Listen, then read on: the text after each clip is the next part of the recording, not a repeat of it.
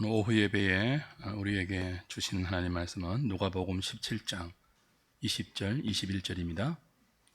신약 성경 125페이지 누가복음 17장 20절 21절 우리 같이 한 목소리로 합독하겠습니다. 바리새인들이 하나님의 나라가 어느 때에 임하니이까 묻거늘 예수께서 대답하여 이르시되 하나님의 나라는 볼 수 있게 임하는 것이 아니요 또 여기 있다 저기 있다고도 못하리니 하나님의 나라는 너희 안에 있느니라. 아멘. 김강선 목사님 나오셔서 본문으로 말씀 주실 때 큰 은혜 있기를 바랍니다.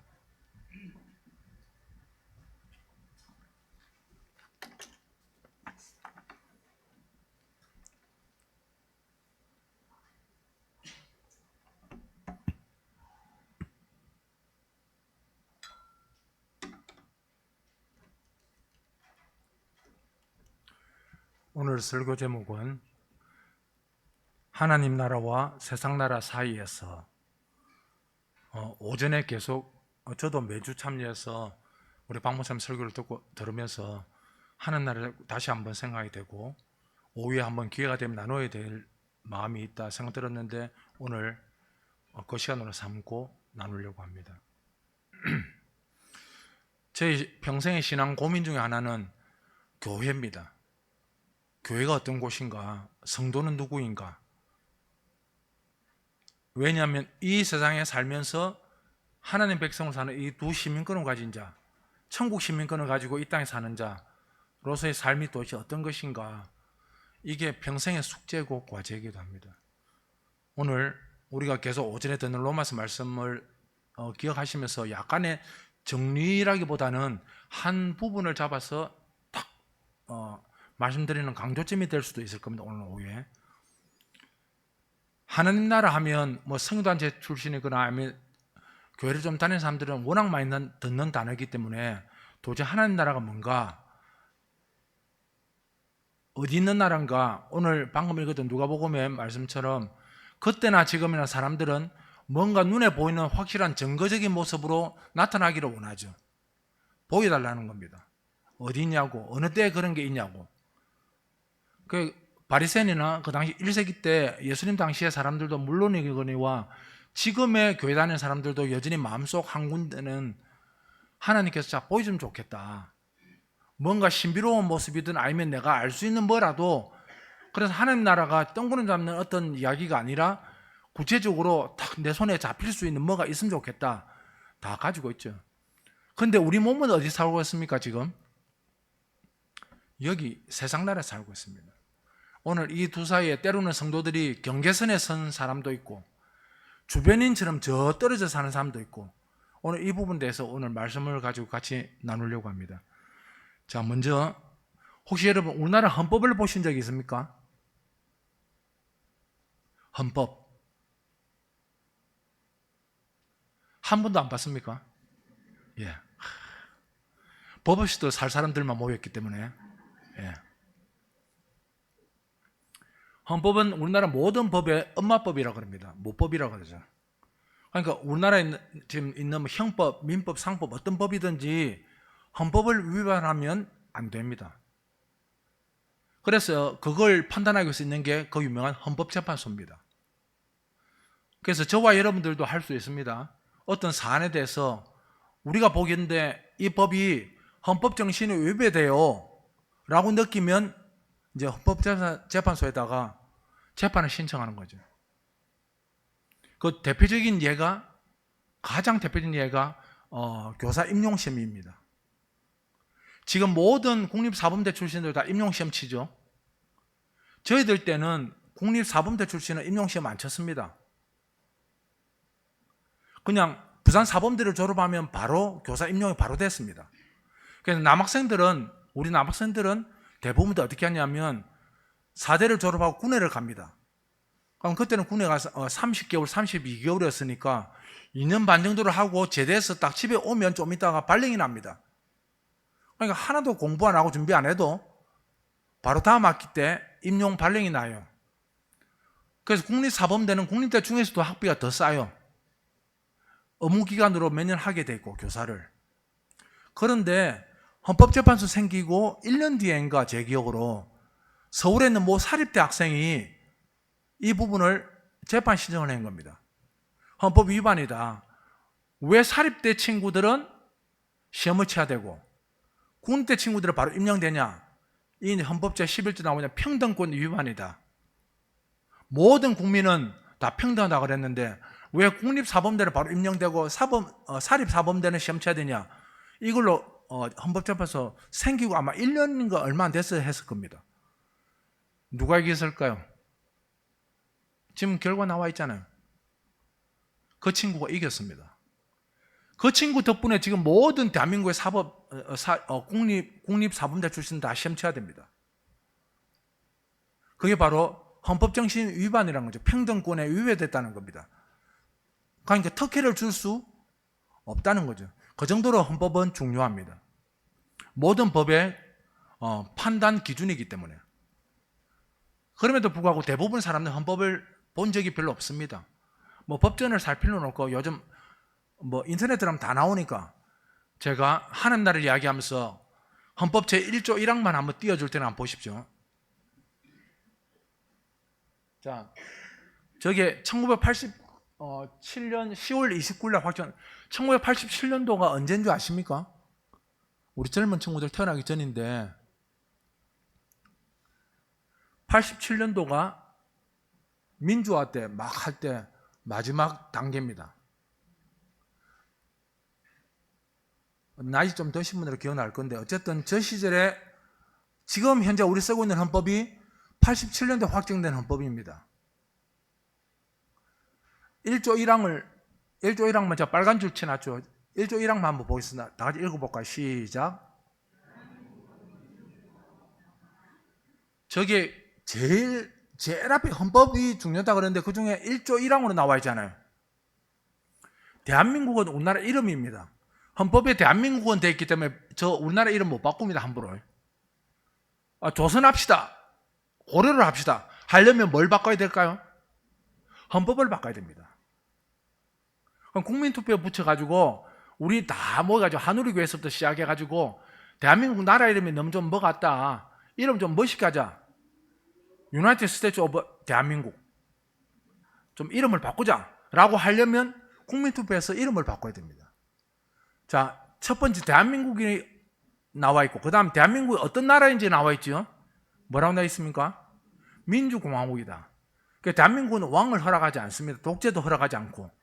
저 1조 1항 때문에 그렇습니다.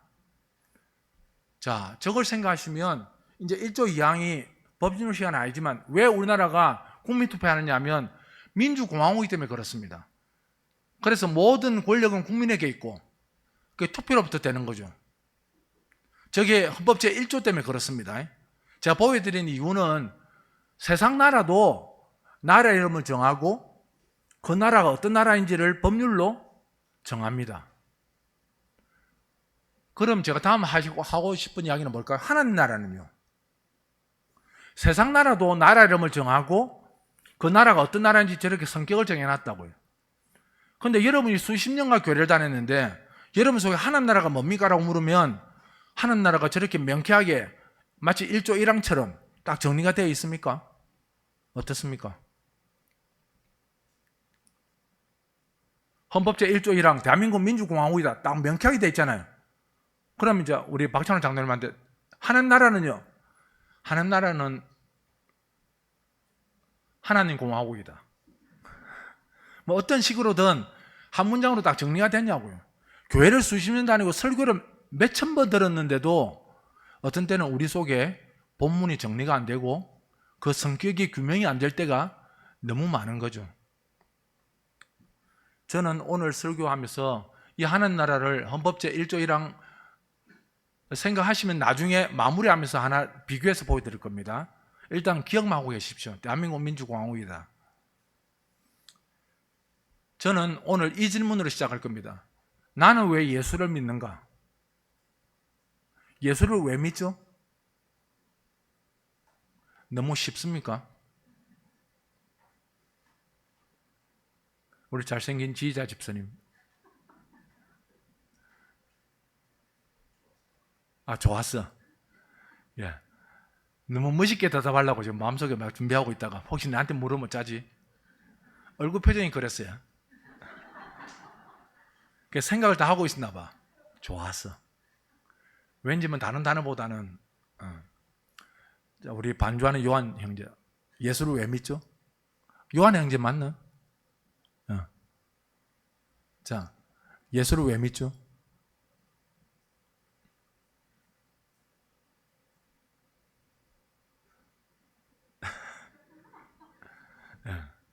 너무 웃지 말고 웃음 정든다.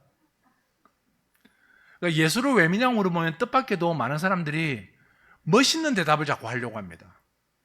그런데 예수를 왜 믿습니까? 사실 죄 용서함 받고 어디 가기 위해서? 천국 가기 위해서입니다. 하나님 나라 가기 위해서. 답은 성경은 정말 단순하고 명쾌하게 설명합니다. 그런데 우리는 자꾸 고상한 이야기를 하고 싶죠. 멋있는 이야기를 하고 싶고. 왜냐하면 너무 쉬운 이야기처럼 들리면 좀 없어 보인다고 뭐 그런 생각인가? 그래서 예수를 왜 믿냐 그러면 사실은 성경이 가르치는 것은 죄 용서를 함 받고 어디 가기 위해서? 하나님 나라, 천국 가기 위해서다. 이게 사실 성경 가르치는 명쾌한 답이거든요. 그러니까 여러분들도 예수를 왜 믿냐고 했을 때 천국 가는 것이냐 아니면 좀 고상한 삶을 살기 위한 것이냐.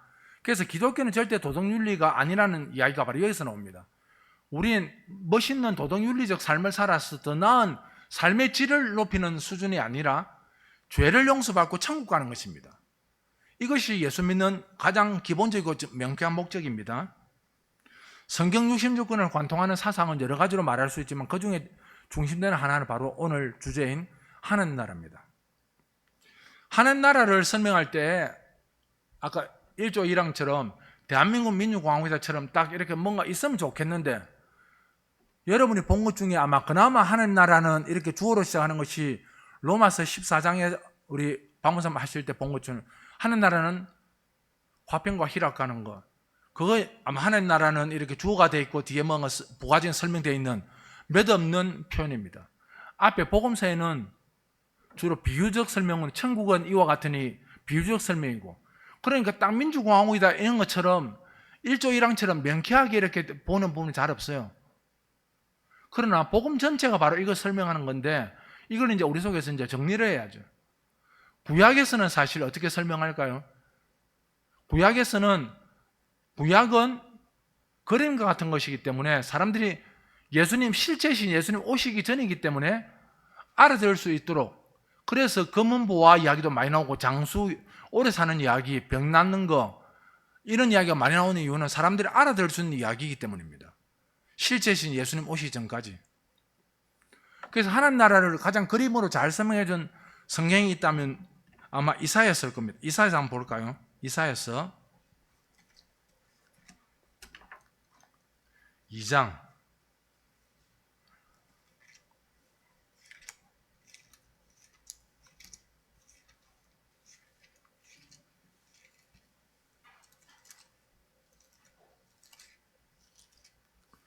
이사야 2장 4절입니다.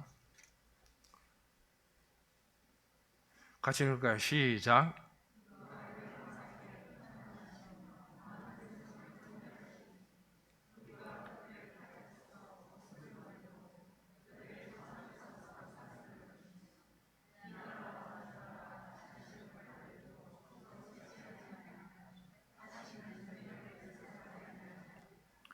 그러니까 이사야 선지자를 통해서 하나님 나라가 어떤 모습인지 그림을 그려주시는데 우리 상상이 되잖아요.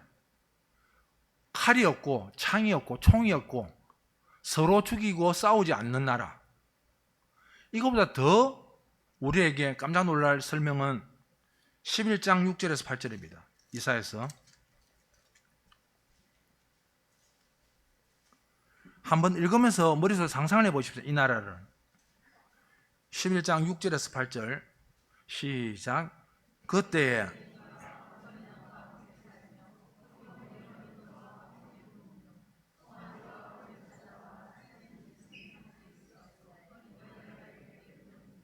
암소와 곰이 함께 먹으며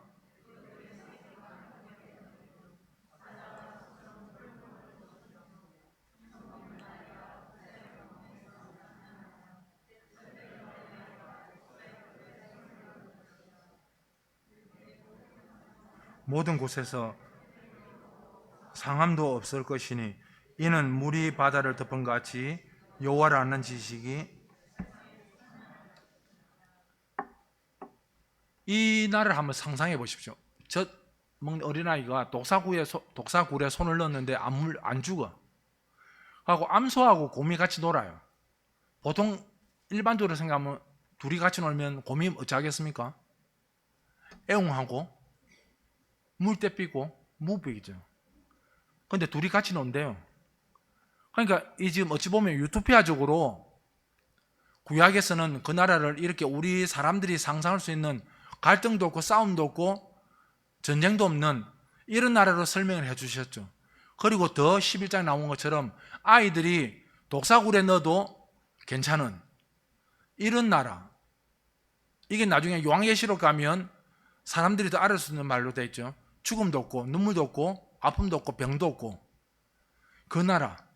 근데 이게 지금 마지막 그 순간 진짜 재림으로 완성되기 전까지는 구약에서 이 그림을 보여주셨고 이제 예수님이 실제로 오셔서는 이렇게 설명을 안 합니다. 우리가 생각하기에는 이 나라가 이런 모습으로 그냥 쭉 돼서 마지막 우리 천국 갈 때까지는 쭉 되면 좋겠다 생각했는데 예수님이 딱 오셔서는 하늘나라의 주인이시고 왕이시고 주이신 그분이 딱 오셔서 실체이신 그분이 오셔서는 더 이상 구약 인원 설명이 끝나버리죠. 그리고 어떻게 설명될까요? 마태복음 4장 17절.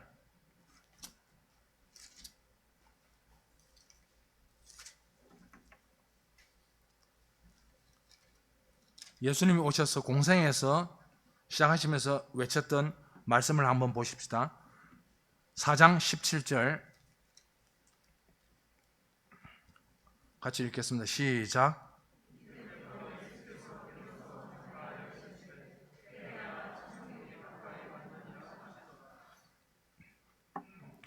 분명히 천국을 말씀하시죠. 왜냐하면 그분이 실체로 오셔서 이제는 더 이상 그림이 필요가 없습니다. 그분이 실체이기 때문에 더 이상 설명이나 그림이 필요가 없죠. 완전하신 그분이 오셔서 천국이 가까웠다. 근데 앞에 하나가 붙었어요. 구약에서는 없는. 뭐 하라? 회개하라. 아니, 천국을 이야기하시면서 앞에 하나를 붙이셨어요. 뭘 붙였다고요? 회개하라. 회개는 뭘 전제로 합니까? 죄. 죄를 전제로 할 때 회개가 있는 겁니다. 실제신 예수님도 오신 이후부터는 중요하게 뭐로 구별되느냐 하면 천국은 누가 가는 나라라고 확정이 되냐 하면 죄 용서함을 받고 그분 안에 속한 자만이 가는 나라가 천국입니다. 이게 이제 마태복음 4장 17절 이후에 예수님이 천국을 선포하시면서 뭐하라? 회개하라. 그러니까 성경에서 천국 이야기할 때는 구원의 메시지와 같은 이야기예요. 예수를 믿고 뭐 받아야? 구원 받아야 이 나라에 갈 수 있습니다. 로마서 4장 17절 얼마 전에 우리가 들었던 그 말씀을 보면 직접적으로 하늘나라 성격이 어떤 것이 나타나죠. 희락과 평강, 샬롬을 이야기하는데 이건 현재적인 것입니다. 오해하면 안 돼요. 그러니까 많은 사람들이 천국의 이런 모습을 미래적인 것으로 이야기해서 상상을 해가지고 오늘을 믿음으로 살지 않고 그냥 내일에 올 것을 그냥 막연히 기대하면서 사는 사람들이 의외로 꽤 있습니다. 그런데 성경은 우리에게 지금과 현재를 이야기합니다. 하늘나라를 미래적으로 자꾸 만들게 되면 오늘에 살아야 될 삶을 놓치게 돼요. 그러면서 성도의 삶이 어디로 기울게 되냐면 제가 아프고 난 뒤에 이 참 몸이 신기하더라고요. 가만히 서 있어도요. 제가 아픈 쪽이 왼쪽이거든요. 몸이 어디로 기울까요? 왼쪽으로 이렇게 기웁니다. 옆에 잡고 지금은 괜찮은데 처음에는 잡고 있지 않으면 몸이 자연스럽게 왼쪽으로 싹 기울어요. 균형을 못 잡기 때문에. 우리의 신앙이 똑같이 복음으로 딱 균형을 못 잡고 있으면 한쪽으로 기웁니다. 어찌로 기울까요? 오늘 오전에 들었잖아요. 죄는 그렇게 만만한 게 아닙니다. 우리를 살포시 그냥 세상 쪽으로 기울도록 우리가 넘어가도록 만들어버립니다. 그러니까 믿음으로 복음으로 딱 균형을 못 잡고 있으면 자연스럽게 이렇게 넘어가듯이 넘어가요.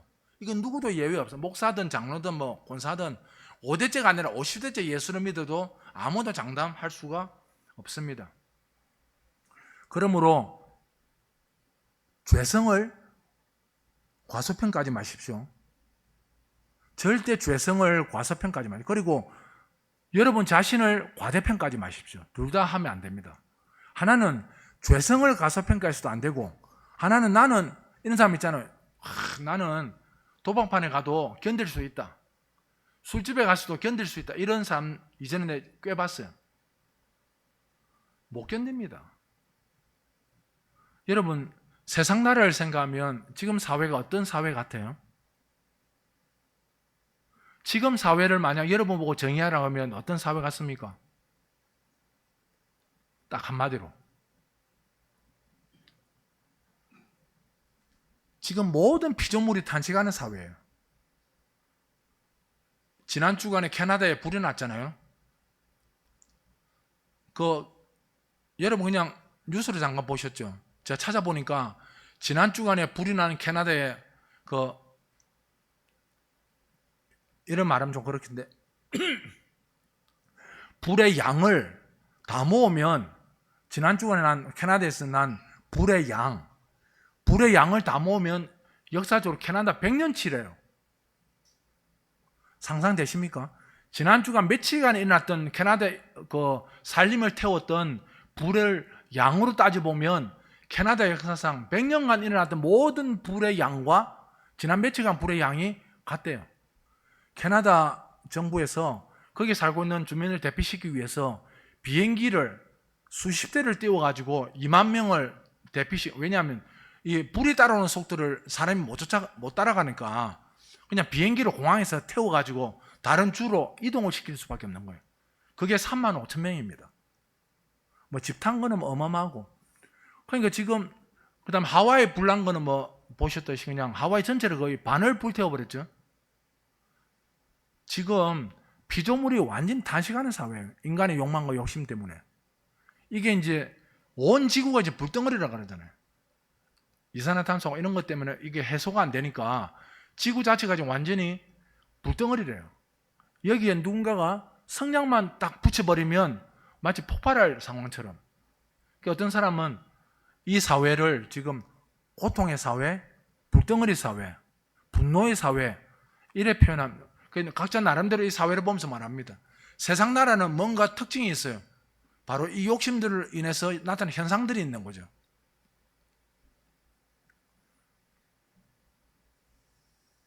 부모들에게는 학벌이 중요한 학벌 사회가 될 거고, 청년들에게는 취업이 중요한 취업 준비하는 사회가 될 거고, 각자 나름대로 사회를 규정하는 모습이 다 있을 겁니다. 오늘 읽은 누가복음 17장을 보면 예수님은 하나님 나라가 지금 너희 안에 있다 이렇게 말씀하셨어요. 이 말은 이 안에 있다는 말이 아닙니다. 저처럼 신장수술을 해가지고 가슴을 열고 이 안에 하트 모양 뿅 해가지고 하나님 나라 이 안에 있다 이런 의미가 아니라 지금 우리 가운데 있다 이 말이에요. 그러니까 하나님 나라를 경험할 수 있을까요 없을까요? 잘 생각해보세요. 하나님 나라를 경험할 수 있다 없다. 오늘 오전에도 우리 교회 공동체 이야기를 여러 각들 들었는데, 자, 하나님 나라를 경험할 수 있다 없다? 있다 없다? 있습니다. 오늘 오전에 봤던 그 뒷부분에 봤던 본문이 우리 박은성 목사님이 마태복음 25장을 읽었잖아요. 그거 잘 생각해 보시면 그 본문을 잘 묵상해 보면 우리는 얼마든지 하나님 나라를 이 땅에서 경험할 수 있어요. 왜 예수님이 하나님 나라가 어디에 있다고 그랬어요? 우리들 중에 있다고 그랬잖아요. 그러니까 우리들 중에 있다는 이 말만 잘 이해를 하면 하나님 나라를 아까 말했던 저 그림처럼 이해하는 게 아니라 실제로 오신 예수 그리스도를 믿음으로 붙잡고 우리 이 땅에서 이 세상 나라 살아가면서도 하나님 나라를 경험할 수 있다 이 말입니다. 그러니까 우리 중에 있다는 이 말을 잘 이해를 해야 되죠. 오늘 이 부분을 조금 더 같이 보겠습니다. 예수님의 이 말씀을 이해하려면 나라라는 의미를 다시 한번 생각해야 됩니다. 킹덤. 나라는 다른 의미라기보다는 통치하는 의미입니다. 통치, 다스린다. 그래서 좋든 싫든 우린 이 다스림에 대하여 바른 인식을 가지고 있어야 됩니다. 예를 들면 구약에 르호보암의 나라 이렇게 표현되어 있거든요. 역대기에. 그럼 르호보암의 나라 이라면 무슨 뜻입니까? 이 말이 누가 다스리는 나라? 르호보암이 다스리는 나라 이 뜻입니다. 그러니까 나라는 의미를 그냥 너무 추상적인 것이 아니라 다스리는 통치자가 있다는 생각하면 됩니다. 르호보암의 나라 이러면 다윗의 나라면 다윗이 다스린다는 뜻이고 르호보암의 나라면 르호보암이 다스린다. 그러니까 그 왕이 좋으냐 나쁘냐라는 개념이 아니라 어쨌든 그 왕이 다스리는 나라라는 뜻입니다. 시편에는 주님의 나라, 주가 통치하신다 굉장히 표현이 많죠. 이건 바로 주께서 다스리신다 이 말입니다. 주기도문에 보면 한 편에 나오잖아요. 나라가 뭐 하시며 어떻게 이해하십니까? 나라가 임하옵시면 이래 돼 있잖아요. 그러면 성도가 나중에 우리 마치 쫙 어떤 그림에 보면 구름 타고 손오공처럼 누가 예수님이 손오공처럼 곤돈 타고 야호 하면서 오십니까? 이게 나라가 임하오시면은 그 뜻이 아니라 현재적 신앙 고백입니다. 하나님 아버지 성부 하나님을 벌써 부르고 시작했던 이 주기도문에서 나라가 임하오시면 이 말은 지금 통치의 개념으로 보면 그렇습니다. 주님, 제가 그 나라의 통치를 뭐 하겠습니다. 받겠습니다. 이 뜻입니다. 그러니까 주의 통치를 받을 각오가 없는 사람은 주기도문을 그냥 암송하는 거에 불과한 거예요.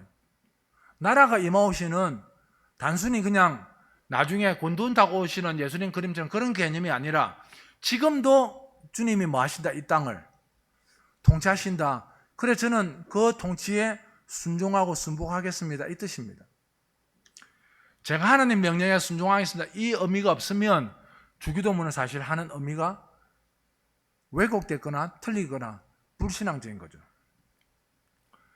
그렇기 때문에 성도가 세상 나라 살면서도 하나님 나라를 경험할 수 있다? 있습니다. 또 하나님 나라가 우리 안에 임하냐? 분명히 누가복음에 너희 중에 있다고 그랬는데 그럼 경험할 수 있고 우리 안에 있다는 것을 어떻게 할 수 있냐? 기준은 딱 하나입니다. 우리가 하나님 말씀에 순복하느냐 그 말씀에 따르는가의 기준에 달려 있습니다. 그러니까 우리가 교회가 한우리 교회가 세상 나라 시민으로 살면서도 하나님이 성경을 통해서 말씀하시는 그 통치 명령에 순종한다. 그러면 우리는 얼마든지 이 땅에서도 세상 나라 살면서도 하나님 나라를 오늘도 경험하며 사는 것입니다. 너희들 중에 있다 말씀하셨기 때문에. 우리 오전에 보았던 본문 한 번만 더 보겠습니다. 마태복음 25장 34절. 마태복음 25장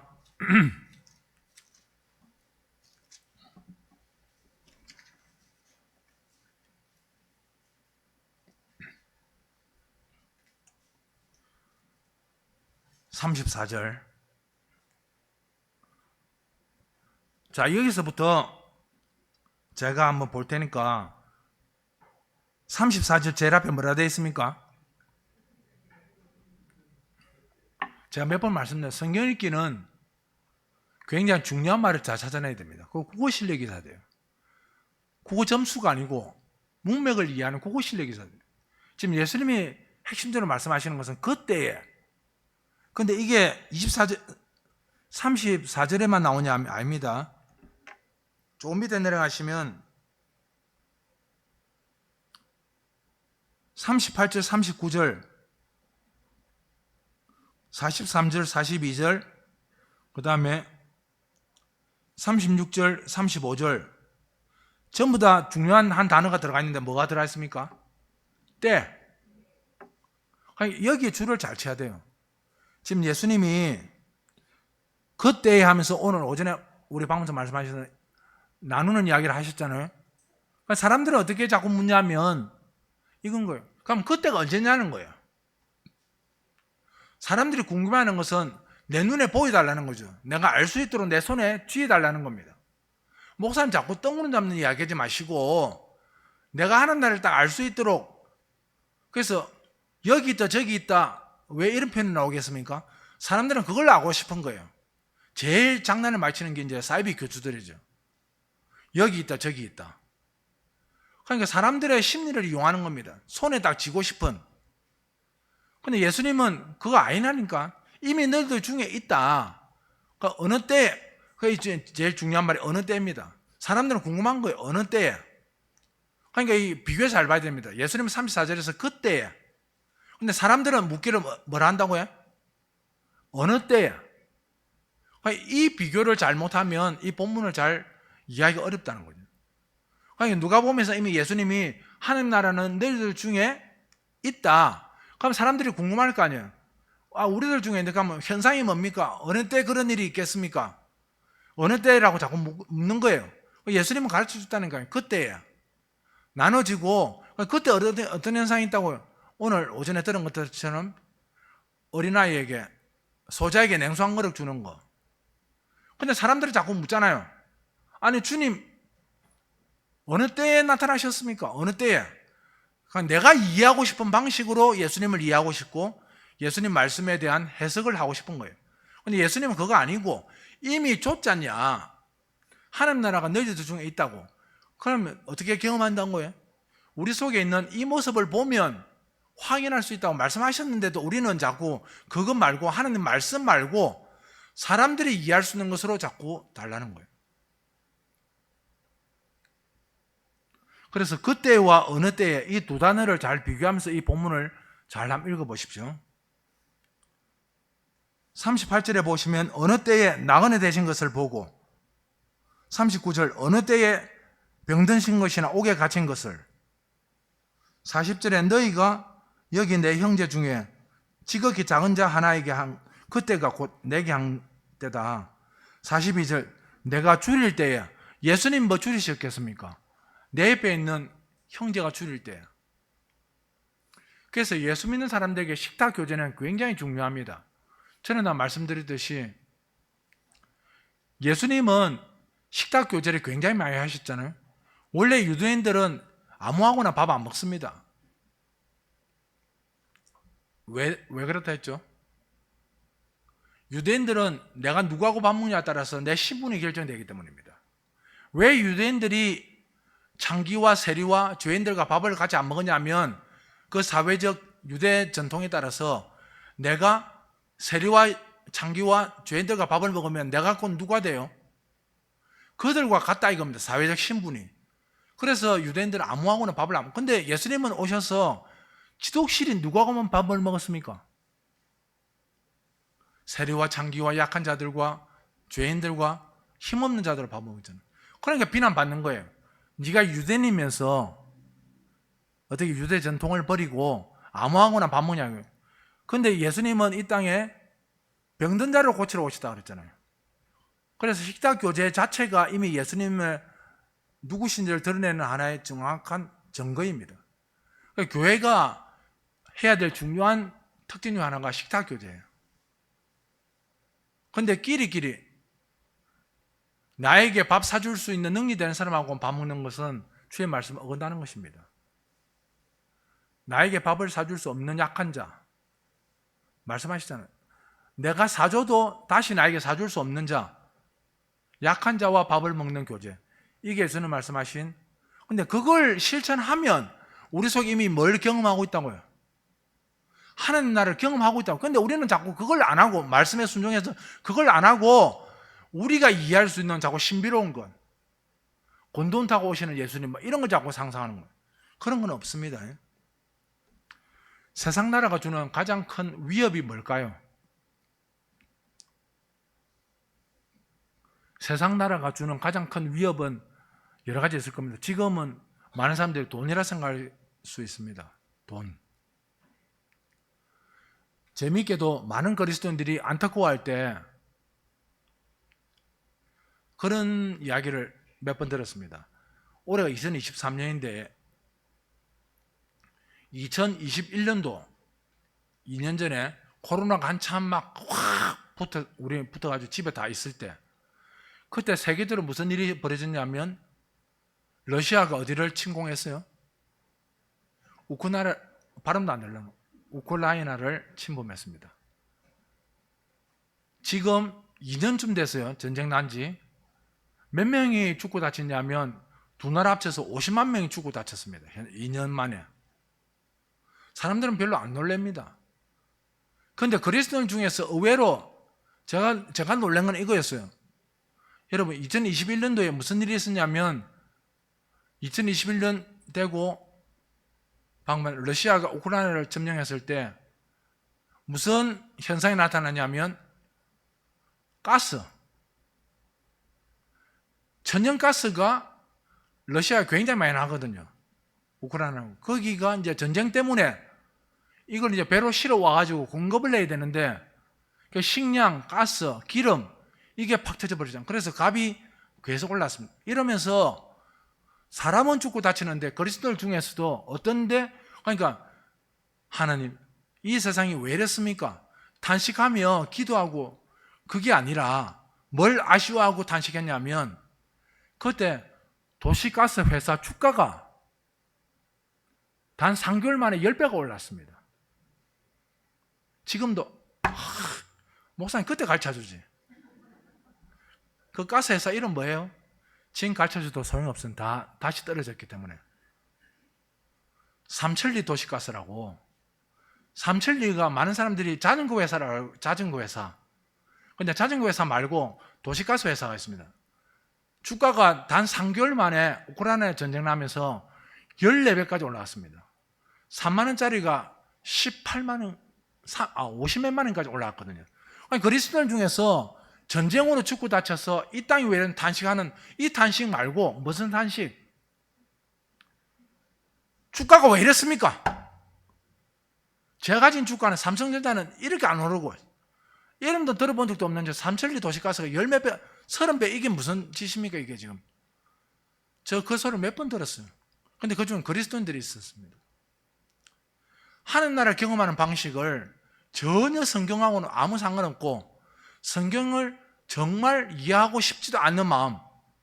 이 땅의 세상이 어떻게 경계선이 정해져 있고 이 땅에서 하늘나라 백성을 사는 것이 무엇인지에 대한 도무지 고민이 없는 사람들. 오직 세상 나라에서 무엇을 먹을까, 무엇을 마실까, 무엇을 입을까에만 혈안의 된 모습들. 세상 나라는 결국 이렇게 올라가도 다시 그 주가 다 떨어졌습니다. 이걸 한마디로 말하면 세상 나라를 주는 가장 큰 위협은 상실감입니다. 상실감. 비게 만드는 거죠. 공허하게 만드는 거. 이건 이미 성경이 세상이 어떤 모습일지는 나타내 주셨어요. 여러분, 룻기 시작할 때 뭐로 시작하죠? 사사가 다스리던 시절 때에 시작하잖아요. 사사기 때에 뭐가 들었다 그랬어요? 그 땅에 흉년이 뭡니까? 부한 것이 아니라 빈 거잖아요. 상실. 그리고 더 놀라운 것은 나오미가 자기 남편 이름이 뭐죠? 나오미의 남편, 룻의 남편 말고 나오미 하니까 또 볼펜 생각하면서 와, 이 또 남편이 있나 볼펜에. 나오미의 남편이 엘리멜렉. 엘리멜렉의 뜻이 기가 막히죠. 뜻이 뭘까요? 하나님은 나의 왕이시다는 거죠. 이런 이름을 가진 너무나 기가 막힌 멋진 이름을 가진 자기 남편하고 아들 둘이 데리고 모압 땅으로 가잖아요. 흉년에 들어가지고. 근데 거기 다음 구절을 보면 1장 다음 구절을 보면 나오미의 남편 엘리멜렉이 뭐합니까? 죽고 이렇게 됐습니다. 여러분, 상실 중에서 인간이 겪는 상실감 중 최고 큰 상실감이 사별이라고 합니다. 심리학자들은 말하기를. 사별이 인간이 겪는 상실감 중 최고 큰 거래요. 돈 상실감 이런 거 말고 사별이 제일 크대요. 근데 그 다음 구절에 보면 또 이어서 뭐라 되냐면 말론과 기름 두 아들. 이 두 아들 표현이 뭐라 되냐면 자, 남편 엘리멜렉 죽고 그 다음 표현이 다 죽고 이래 됐습니다. 룻기 1장에 보면. 자, 보시죠. 흉년이 들어서 비고 그나마 남은 거 버텨보겠다고 어디로 갔어요? 모압당 갔잖아요. 근데 거기서 죽고 그 다음 표현이 뭐라고요? 성경이 정말 기가 막히게 표현은 죽고 다 죽고 제가 지낸 거 아니고 성경 그렇게 표현되어 있습니다. 완전히 비게 만들어버린 거죠. 세상 나라에서 자기가 계산한다고 해서 채워질 수 있는 게 아닙니다. 어떤 형편이든지 어떤 모습으로든지 세상에서 주는 위협은 우리로 하여금 텅텅 비게 만들 수 있다는 겁니다. 반면에 하나님 나라는 그 빈 곳에 뭐 하겠어요? 하나님의 오늘 오전에 우리 들은 것처럼 신실하심과 진실하심과 긍휼하심으로 거기에 빈 곳을 뭐 하실까요? 채우시죠. 그래서 나중에 루키에 보면 뭐라 되어 있습니까? 나오미가 처음에는 돌아가서 나를 더 이상 나오미를 하지 마라. 나오미는 기쁨 희락이라는 뜻인데 뭐라 하라 했다고요? 말하라. 마라탕 말고. 아까 밥 먹으면서 들으니까 10대 애들이 마라탕을 그래 좋아한대요. 추록에 나오는 마라는 뭐죠? 쓰다. 내 인생이 이래 쓰게 되었다. 그러니까 나를 희락, 기쁨이라 말하지 말고 쓰다. 말하라. 그러나 나중에 이제 2장, 3장, 4장 뒤로 가면 나오미가 기가 막히게 루시난 아들을 누가 안고 있어요? 원래는 엄마가 누굽니까? 루시잖아요. 그럼 루시 낳았으니까 아기를 누가 안고 있어야 됩니까? 성경은 루시 안고 있는 것으로 되어 있지 않고 누가 안고 있는 걸로 되어 있습니까? 나오미가. 그러니까 완전 빈자리를 하나님이 그 아이를 안음으로써 채워주신. 그래서 세상 나라는 어떤 형태로든 우리의 욕심과 우리의 계산을 다 무너뜨리고 비게 만들려고 하지만 하나님의 나라는 진실하심과 긍휼하심 속에 우리의 빈 곳을 뭐 하신다? 채우신다. 그런데 이 채우시는 과정에 뭘 동원하세요? 믿음을 동원하세요. 그래서 믿음이 왜 오늘 오전에 제 설교문을 보내드리는 것도 아닌데 박무사님이 비슷한 표현을 여러 쓰시더라고요. 그 믿음을 견디고 버티게 하시는 거예요. 그러니까 채우는 과정이 쉬운 게, 여러분 나오면 한번 상상해 보십시오. 한번 남은 거라도 건져보겠다고 모압당 갔는데 그래서 죽고 다 비고 돌아와서 내 이름을 나오미라 하지 말고 말하라 할 정도로 자기 인생이 완전히 텅텅 비어버렸는데 그 인생을 견디게 하시는 하나님을 만나는 그 과정에 약속을 붙잡고 가는 과정이 쉽겠냐고요. 그래서 믿음은 견디고 버티고 인내하는 과정입니다. 믿음의 특징은 저에게 물으면 믿음은 인내하는 것이라고요. 그래서 믿음은 아픈 겁니다. 여러분 병원에 가보시면 특히 제가 이제 매일 받고 있는 재활치료실에 가면 정말 여러 다양한 환자들이 많이 옵니다. 그 중에 저는 뇌를 수술해도 이제 제거 수술했지만 왜 뇌경색이나 뇌출혈 수술을 하신 분들 있잖아요. 그분들은 저하고는 좀 다르거든요. 그럴 때 오는 마비는 좀 다릅니다. 그러면 이게 뇌에서 어떤 부분을 건드리면 인지 부분을 건드리면 말이 안 되거나 생각을 못 하거나 흔히 우리가 말하는 바보처럼 보일 수 있습니다. 이 뇌의 이 좌뇌 쪽이 인지 쪽인데 이쪽이 잘못 건드려지면 이제 글을 못 읽고 생각을 못 하고 말이 안 돼요. 언어가 안 됩니다. 그러면 이 병원 이제 재활치료실에 있으면 옆에 이런 소리 어떤 데 막 들려요. 죄송합니다. 야 이 새끼야! 막 이런 어떤 외침이 막 들려요. 날 안 하나? 그러니까 치료사 쌤이 치료하려고 팔을 잡는데 야 이 새끼야 나라! 그러면서 어떤 데는요 그 치료쌤 팔을 깨뭅니다. 그래갖고 치료사들 중에서 이거 먹는 사람들도 꽤 있습니다. 물리치료사들 중에서는. 제가 처음에는 야 이상한 분이다 이렇게 생각했는데 좀 시간이 지나면서 뭘 알았냐면 아픈 분이라는 걸 알았어요. 만약 그분이 아프지 않았으면 그렇게 했을까요? 전혀 그렇게 하지 않았을 겁니다. 아프기 때문에. 우리 교회 내에 또 우리 주변에 가족 중에 우리가 때로는 이해 안 되는 말을 하거나 이해 안 되는 행동할 때 제가 그걸 보면서 느꼈습니다. 목사 정말 철이 늦게 난 거죠. 아, 내가 목양하는 동안에 여러 사람이 또 올랐습니다. 참 이해 안 됐던 사람들. 근데 생각을 해보니까 그분들이 아팠던 거예요. 아파서 목사한테 내 좀 봐주라고, 내 이야기 좀 들어주라고 소리를 지르고 저를 팬 건데, 저는 이상한 사람의 생각은 신앙이 완전히 바닥인 사람, 저 판단이었죠. 근데 제가 병원에서 아파 보니까 그건 아프기 때문에 그런 거예요. 아프기 때문에. 그러니까 여러분 옆에 가족 중에서는 누군가 10대 아들이 막 소리 지르면 뭐 하기 때문에?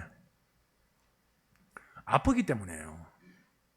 아니, 아픈 자는 뭐 해야 돼요? 아픈 자는 두드려 팬다? 아니, 아픈 자는 뭐 해야 됩니까? 돌봐줘야 돼요. 그래서 목양이 되는 거고 집에서 돌봄이 있는 겁니다. 아픈 환자는 패거나 분노를 일으키는 게 아니라 돌보고 목양을 해줘야 되는 거예요. 저는 우리 하늘의 교회가 그런 교회가 되기를 진심으로 부탁드립니다. 그래서 이 모든 과정 속에 인내를 요구하시고 믿음을 따라서 참고 견딜 것을 말씀하시는, 이걸 어떻게 찾아갈 수 있냐? 하나님 주신 약속 때문에 그런 거예요. 아브라함 때부터 주신 약속, 이 언약을 붙잡고 가는 믿음을 가지고 있기 때문에 견딜 수 있는 거죠. 따라서 성도의 신앙생활이 뭔가를 정리해 보면 하나님의 명령과 그리고 그 명령에 대한 나의 변명, 끊임없이 하는 변명, 이번에는 그래서 못했습니다. 그래서 저래서 못했습니다. 우리 옛날부터 대표 기도할 때 들은 기도 많잖아요. 한 주간 세상에 살면서 뭘 그리 잘못했는지. 근데 항상 둘이 뭉치라 뭐라고 기도했어요? 한 주간 세상 살면서 우리의 잘못했던 것들 주님 용서해 주시고. 이런 대표 기도 엄청나게 많았잖아요. 어찌 보면 우리 신앙생활이 하나님의 이 통치 명령에 대하여 끊임없이 변명한 거, 이 둘 사이의 갈등 같아요.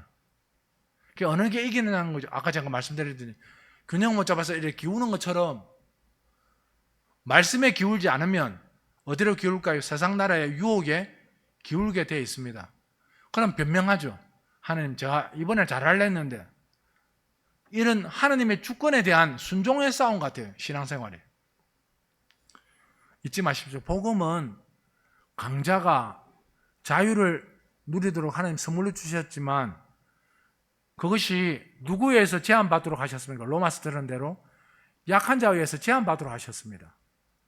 그래서 교회 내에서 어느 누구도 강한 자기의 자유를 가지고 영웅이 되도록 교회는 허락하지 않습니다. 교회 내에 가장 위험한 것은 그 교회에 누가 있는 거예요? 영웅이 있는 겁니다. 이건 굉장히 위험한 겁니다. 하늘의 교회 박 목사님이 영웅이 될 수도 안 되고 박 장로님이 영웅이 될 수도, 같은 집안이네. 그러니까 이게 교회 내에 가장 위험한 것은 특정한 믿음을 가지고 강한 자유를 자랑하면서 영웅 노릇하려는 겁니다. 특히 개척교회 가면 왜 그 개척교회를 설립한 집안들 있잖아요. 영웅 노릇하는 순간 교회가 내려앉습니다. 그래서 강한 자의 자유를 약한 자를 통해서 제한을 시키는 하나님의 목적은 어느 누구도 하나님 외에는 감히 인간이 그 교회 내에서 뭐 노릇 못하도록, 왕 노릇 못하고 영웅 노릇 못하도록, 이게 복음이 주는 기가 막힌 신비로움이에요.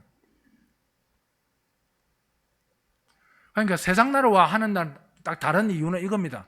세상 나라에서는 강한 자가 자기 자유를 가지고 권세를 부리고 힘을 부리겠지만 하나님 나라의 특징은 강한 자의 자유가 누구에서 제한받는다? 약한 자에 의해서 제한받고 누구도 영웅 노릇하지 못하고 누구도 왕 노릇하지 못하는, 이것이 하나님 나라의 특징인 거죠. 그래서 이런 질문이 가능할 겁니다. 하나님 나라와 세상 나라 서 있는 당신은 누구입니까? 당신의 정체성은? 하나님 나라 시민도 되어 있고 세상 나라에 대한민국 국민이 되어 있고, 여러분 대한민국 산다고 해서 다 대한민국 국민이 되는 것이 맞습니까? 아닙니다. 우리나라에 살고 있다고 해서 다 대한민국 국민이 되는 게 아닙니다. 헌법은 대한민국 국민에게만 적용받는 건데, 예를 들어 베트남 사람이 한국 와 30년을 살았다고 해서 대한민국 국민이 되는 게 아닙니다. 뭘 해야 될까요? 대한민국 국적을 지적해야 합니다. 그래서 귀하라 하잖아요. 귀하. 난 대한민국 백성이 되겠습니다. 여러분 잘 보십시오. 귀한다는 말, 대한민국 백성이 되겠다는 건 뭘 의미합니까? 세상 나라 원리에 의해서도 이해돼요. 저는 오늘부터 뭔 통치를 받겠다고? 대한민국의 통치를 받겠습니다. 이 고백인 거예요. 귀한다는 말은. 만약 그걸 하지 않으면 대한민국 백성이 될 수 없는 거죠. 그러니까 하늘나라 백성이 되겠다는 말은 누구 통치를 받겠다는 말입니까? 하늘나라 통치를 받겠다는 말입니다. 그래서 성경은 하늘나라 시민권을 가지고 있고, 그러면서도 로마 당시 때 살았던 로마 시민권을 가지고 있던 바울처럼 오늘 우리 대한민국 시민권을 가진 우리처럼 이 땅에 세상 나라 시민권을 가지고 있습니다. 두 나라 사이에 살고 있죠. 오늘 우리는. 성경은 우리를 향해서 뭐라고 그러냐면 복 있는 사람이라고 말하고 하나님의 아들이라고 말해요. 그러니까 하나님의 시민권을 가지고 이 세상 나라에서 복 있는 사람으로 하나님의 아들과 딸로 어떻게 살아야 될지를 말씀하시면서 그 경계선상에서 흔들리지 않을 것을, 흔들리지 말 것을 믿음으로 견디고 이겨낼 것을 우리에게 요구하시는 거죠. 하늘나라를 이해하는 모습을 오늘 이 하늘나라가 우리 안에 있다.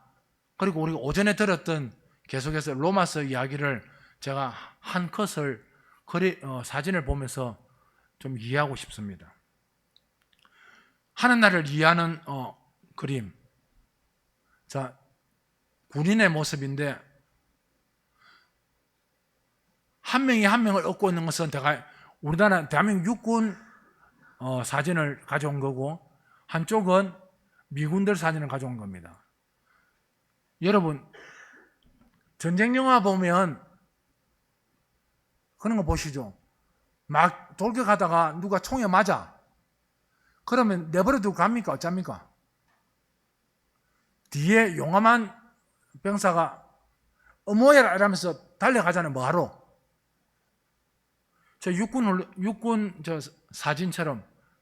그래서 딱 덜쳐뱉고 오잖아요. 근데 사실 이게 얼마나 위험한 행동인지 아십니까? 이건 딱 적에게 표적이 딱 십상입니다. 자기 혼자 총알이 막 오는 곳에서 뛰다니기도 힘든데 누구까지 업었어요? 부상당한 병사까지 업고 있으면 이거는 꼼짝을 못해요. 그러면 딱 저쪽 방카에서 한 방 쏴보면 그래서 죽는 장면도 많이 나옵니다. 전투 영화 보면. 근데 교회가 이런 거 아십니까? 우리는 약한 자를 내버려 두고 가지 않습니다. 저렇게 미군들처럼 뭐 저렇게 포대기에 이래가지고 데리고 오든 아니면 한 명 이래 얻고 가든 어쨌든 부상당한 병사를 없는 거, 저게 군인의 모습이든 이듯이 하늘나라 백성은 교인의 약한 자를 절대 내버려 두지 않고 함께 갑니다. 이걸 뭐라 그러냐면 성경은 짐을 서로 뭐한다? 나누어진다. 근데 이걸 사도 바울은 기가 막히게 설명하죠. 짐을 서로 나누어지는 것이 법을 성취하는 거래요. 그리스도의 법을. 우리가 갈라디아서 잠깐 보겠습니다. 갈라디아서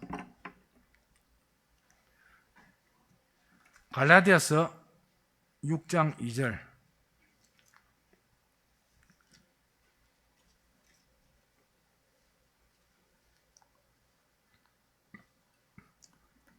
바울은 그리스도의 법을 성취하는 방식이 막 우리가 어렵게 뭘 해가지고 아니면 뭐 성취해가지고 아니라 뜻밖에도 정말 단순한 데 있습니다. 자, 시작. 너희가 짐을 서로 지라. 그리하여 그리스도의 법을 성취하라. 너희가 짐을 서로 지라. 아까 무슨 장면을 떠올리면 돼요? 약한 자를 오늘 오전 본문으로 하면 서로 받으라. 누군가가 약해 쓰러져 있으면 그 친구를 뭐 한다고요? 덜쳐맺고 안전한 데로 돌아오는 것. 서로 협력해서 부상당한 사람을 업고 또는 안고 아니면 함께 메고 오는 것. 이게 짐을 서로 지는 것입니다. 그런데 이걸 사도 바울은 그리스도의 법을 성취하는 것이라고 말씀합니다. 교회는 여러분 한번 상상해 보십시오. 자, 저 한 명을 덜침맨 상태에서 제가 가다 쓰러졌어요. 우리 박찬호 장님 보고 치다가 엄마야 어쩌고 그 저를 들치면서 저 덩치 정도 돼야 저를 없지. 막 100m 15초로 뛰어갈 수 있겠습니까? 갈 수 있을지도 모릅니다. 제가 뜻밖에도 가볍습니다. 그러니까 저 상태에서는 애초부터 뭐가 안 나요? 속도가 안 나요. 여러분 교회를 어떻게 이해하십니까? 교회는 애초부터 속도를 내는 곳이 아닙니다. 세상 나라는 능력, 그 다음에 힘, 권세를 가지고 속도를 내고 경쟁해서 뭔가 이기고 성취하는 것으로 목표를 삼지만 하나님 나라는 처음부터 속도를 낼 수 있는 곳이 아니라고요. 저 상태에서 무슨 속도가 나겠어요? 같이 죽을지도 모르는데 오히려 더 죽기가 더 쉽죠. 더 적군에게 발각되기 더 쉬운데 그래서 하나님 나라는 세상 나라와 완전 다릅니다. 세상 나라는 자기의 능력과 힘이 있으면 속도를 내고 더 앞에 가서 뭔가 이루고 그걸 자랑하고 싶어 하지만 하나님 나라는 그런 속도를 낼 수가 처음부터 없는 나라예요. 오히려 더 더디가는 나라고 더 협력함으로써 멈추어서 천천히 가는 나라가 하나님 나라입니다. 혹시 우리 곁에 누군가를 보면서 저 사람 없었으면 쟤만 없었으면 우리가 더 빨리 갈 수 있는데 그건 교회 생각이 절대 아닙니다. 잘 돌리십시오. 교회는 처음부터 속도를 낼 수 있는 곳이 이다 아니다? 아니다. 제가 이 설교를 정리하면서 처음에 우리 봤던 헌법 제1조 1항 기억나십니까? 뭐였죠? 대한민국은 민주공화국이다. 이 구절을 이 1조 1항을 하는 나라를 조금 변형해서 한 컷을 보겠습니다. 제가 말을 만들었는데 한번 보실까요? 1조 1항 대한민국 민주공화국 그 위에 시작 하나님의 나라는 하늘 제가 오타 놨는데 예수님이 왕이시고 주이신 나라다. 뭐 그대로 읽어도 되고 그래서 대한민국이 민주공화국이라면 천국의 시민을 가진 우리 하는 나라는 예수님이 뭐라고요? 왕이시고 주. 그래서 우리 안에 하는 나라 있다. 이것을 이해할 수 있는 방식, 경험할 수 있는 방식이 다 하나라 그랬잖아요. 그 말씀에 순종하는가? 안 하는가? 그러니까 이미 줄일 때야, 헐벗었을 때야, 외로울 때, 고아와 과부와 나그네 있을 때야. 그때에 너희들이 어린 소자에게 물 한 컵 주는 그 마음으로 할 그때가 곧 하는 날을 많은 때다. 우리 안에 있다는 것을 확인하고 경험하는 때라고 우리에게 말씀하셨다니까요. 그래서 하나님 나라는 예수님이 왕이시고 주이신 나라입니다. 그래서 그분 말씀에 뭐 할 때, 순종할 때 우리 하는 나라를 날마다 경험할 수 있습니다. 그래서 밑에 보시면 대한민국의 국민이 되는 요건은 법률로 정한다. 그러니까 한국에 오래 살고 있다 해서 대한민국 백성이 되는 게 아니라고요. 법률을 정한다는 말은 마음대로 되는 게 아니죠. 귀화 시험도 치고 제일 쉬운 방법은 결혼하는 겁니다. 중국이나 베트남, 파키스탄 이런 데 온 여성들이 우리나라 사는 거 뭐 할 때 결혼하면 대한민국 국적을 취득해요. 우리가 미국 사람하고 결혼해가지고 미국 살면 미국 국적을 취득하듯이 법률로 정해져 있습니다. 마찬가지로 하는 나라 백성 되는 것은 우리 잘 이해하십시오. 교회를 50년을 나왔다 해서 하는 나라 백성 되는 게 아닙니다. 우리 집안이 어디째 예수를 믿는다고 해서 하는 나라 백성 되는 게 아니고 하나님 백성이 되는 요건은 뭐로 정할까요? 성경으로 정하는 거지 우리끼리 교회 오래 다니셨네요. 자 그러면 장로하시고 권사하시고 하나님의 백성입니다. 그래 해주는 게 아니라고요. 성경이 정하는 겁니다. 세상 나라의 백성 되는 것도 법률로 정하는데 하물며 하는 나라 백성 되는 것은 우리끼리 정하는 게 아니라 성경으로 정해졌다는 거 기억하시면 좋겠습니다. 이제 마지막으로 제가 오늘 이 하는 나라와 세상 나라 사이에서 이걸 정리하면서 자크 엘룰이라고 하는 사람의 글을 하나 같이 보겠습니다. 조금 길어서 아예 제가 PPT로 따왔는데도 글자가 많지 않. 자크 엘룰은 프랑스 사람입니다. 개혁주의 교회 임원을 했던 분이고 원래는 법학자였는데 신학자이기도 하고 철학자이기도 하고 윤리학자이기도 합니다. 굉장히 많은 책을 저술했고 우리나라 번역본은 굉장히 많습니다. 이 사람은 나치 밑에 있을 때 소위 말하는 레지스탕스를 했습니다. 실제 총을 들고 싸우기도 했어요. 이 사람이 지은 책 중에 오늘 제가 정했던 주제, 하늘나라와 세상 나라 사이에서와 비슷한 세상 속의 그리스도인 이란 책이 있습니다. 번역본으로. 거기에 한 대목만 제가 들려드릴게요. 세상에서 산다는 사실은 우리가 피할 수가 없다. 그러나 그것은 때로 우리의 신앙에 매우 걸림돌이 된다. 이게 언제 지은 책이냐면 1948년도에 지은 책입니다. 2차 대전이 마치고 얼마 안 됐을 때죠. 자기 조국 프랑스를 보면서 나치의 아부함에 살았던 사람들 있잖아요. 그러니까 나치가 프랑스를 점령했을 때 살겠다고 우리 마치 친일파처럼 엄청나게 아부했던 사람도 있었거든요. 그런 현실들을 보면서 그 중에는 누구도 있었을까요? 이 작가를 보기에는 자기 전에 레지스탕스 하는 사람도 있었지만 세상 나라에 살겠다고 나치 아부한 그리스도인들도 있었던 겁니다. 이제 2차 대전이 마치고 자크 엘룰은 고민이 들었던 겁니다. 도대체 예수를 믿는다는 건 뭐고 예수를 믿으면서 이 세상 나라에 산다는 건 뭘까? 그래서 지은 책이 이 책입니다. 세상 속의 그리스도인. 그 땅의 현실을 다 보면서 살겠다고 나치에 아부하면서 친일파처럼 살았던 수많은 프랑스 사람들, 자기 민족을 배반했던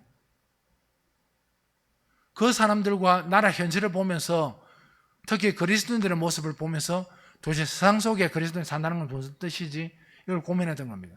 그러면서 이렇게 시작한 겁니다. 세상 속에 산다는 것은 참 어렵다. 신앙에는 뭐가 된다고요? 걸림돌이 된다. 우리는 그런데 세상에서 살 수밖에 없다. 그리고 세상에 머물러야만 한다. 우리는 그런데 이 세상에 이 말이 참 기가 막힌 말이에요. 익숙해질 권리. 그리스도인들은 이 세상에 익숙해질 권리와 기독교적 환상으로 세상을 감출 권리를 가지고 있지는 않다. 그리스도인들이 세상을 마치 똥구멍 잡는 것처럼 뒤로 살짝 물러서게 만들고 그래서 타이반을 사는 것. 그건 바로 나치에 타이반에 살았던 많은 프랑스 사람들, 친일파들처럼 그런 모습을 보고 생각한 거예요. 그리고 세상에 세속화돼 사는 것. 세상에 익숙해져서 사는 권리, 또 세상을 뒤로 싹 밀쳐가지고 마치 없는 것처럼 환상 속에 사는 것. 이런 권리를 그리스도인들이 받은 적은 없다는 거예요. 하나님께로부터. 우리는 세상에 살면서 사탄의 영역 속에 살고 있다. 이 세상의 임금. 우리가 주위에서 보는 끊임없는 이 모든 활동들은 이 사탄의 활동이고 영역이다. 우리 모두가 예외 없이 놓여있는 죄의 상태로 말미암아 놓여져 있는 현실이다. 우리의 노력과 우리의 경건에도 불구하고 오늘 오전에도 우리 방금 장관 말씀하셨는데 자꾸 원래 똑같이 이야기합니다. 우리의 노력과 경건에도 우리는 세상의 죄에 접하며 살 수밖에 없다. 우리의 믿음에도 불구하고 우리는 죄인이고 또 죄인으로 남아있기 때문에 하나님 만드신 공동체 안에서 다른 사람들과 살아가면서 여전히 죄 속에 살고 있다. 내 가족과 내 국가의 사람들이 죄를 범할 때 우리는 공동체적으로 책임을 질 수밖에 없다. 저는 이 말이 참 마음에 울림이 있어요. 내 가족과 우리 공동교회가 이 사회에서 죄를 지을 때 네 탓이야. 웬 작걸 눈에는 친일파처럼 나치에 타이반에 사는 수많은 그리스도인 프랑스 사람들, 그 사람들 보면서 제일 쉬운 방법이 뭘까요? 야, 네가 교회를 다닌다면 그럴 수 있어? 네 때문에 우리가 더 아팠잖아. 분노하고 지적하는 훨씬 쉽습니다. 그런데 작걸루는 그리스도인들은 그 방식이 아니고, 내 가족과 내 국가의 사람들이 죄를 범할 때 내가 하나님 앞에서 이 범죄에 대하여 책임을 져야 한다. 이 누구의 마음일까요? 딱 이거 들으면 떠오르는 한 사람의 성경에 모세. 모세는 어떻게 기도했습니까? 이스라엘 민족의 죄를 범했을 때 잘했다. 내 하나님만 기도해야지. 너 대신 하는 안 그래도 새로 만들어 새로 시작하자 하더라. 너도 싹 없애고. 이렇게 기도하지 않고 뭐라고 기도합니까? 차라리 내 이름을 세면 지우더라도 용서해 주십시오. 딱 이 작걸레 이 말을 들으면, 저는 작걸레 얘기해 본 적은 없지만 이 글을 쓸 때 저는 구약의 모세를 떠올렸으면 틀림이 없을 거다. 그러니까 분명히 그 나치 하에서 수많은 죄를 저질렀던 그리스도인 프랑스 사람들, 그들을 보면서 이 죄를 누구의 죄로 인식한다고요? 나의 죄로 인식하고 하나님 앞에서 같이 책임을 져야 될 문제로. 이건 말로 할 것이 아니라 살아야 된다고 작갈률은 이야기합니다. 그러니까 하는 나라 백성으로 이 땅에 살고 있지만 얼마든지 우리 일제 치하 때처럼 또 2차 대전 때 프랑스 때처럼 이 땅에 살면 얼마든지 죄를 지으면서 또 타협하면서 살 수 있는 현실이 우리의 현실이에요. 우리가 그 속에 놓여 있기 때문에. 과연 이 경계선상에서 오늘날은 돈의 문제, 성적인 문제, 수많은 권력의 앞에서 타락의 문제들이 있지만 이 앞에 놓여 있는 우리가 어떻게 살 것인가는 다시 고민하게 됩니다. 우리 모두가 다 하늘 나라와 세상 나라 사이에 서 있기 때문입니다. 하늘 나라는 누가 간다고 해? 다시 정답 맞힙시다. 하늘 나라는 누가 갑니까? 교양 예수를 믿는 사람 가는 게 아니라 예수로 말미암아 죄 용서를 받고 구원받은 사람들이 가는 나라가 하늘 나라입니다. 아멘. 예수를 고상하게 믿으려고 하지 마십시오. 어떤 면에서 예수는 정말 단순하게 믿는 것입니다.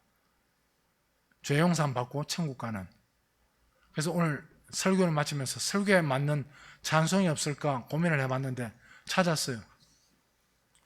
어린이 찬송가 230장. 돈으로도 못 가요. 몇십 년 전에 불렀던 것 같은데 제가 몇 주 동안 고민하다가 찬송가를 찾았는데 이걸 딱 찾았어요. 돈으로도 못 가요. 힘으로도 못 가요. 어떤 걸로도 못 가요. 뭐로 가요? 믿음으로 가는 나라, 하는 나라. 우리 어린 찬송가 230장, 우리 이 노래 한번 힘있게 한번 부릅시다. 오랜만에.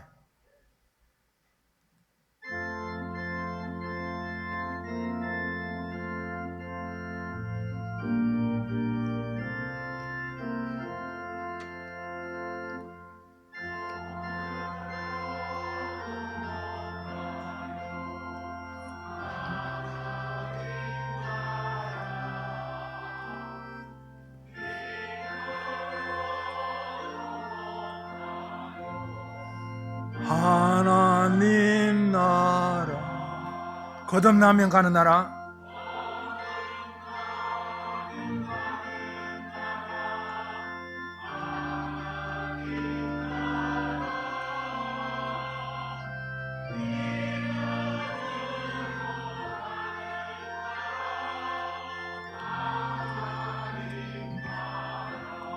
벼슬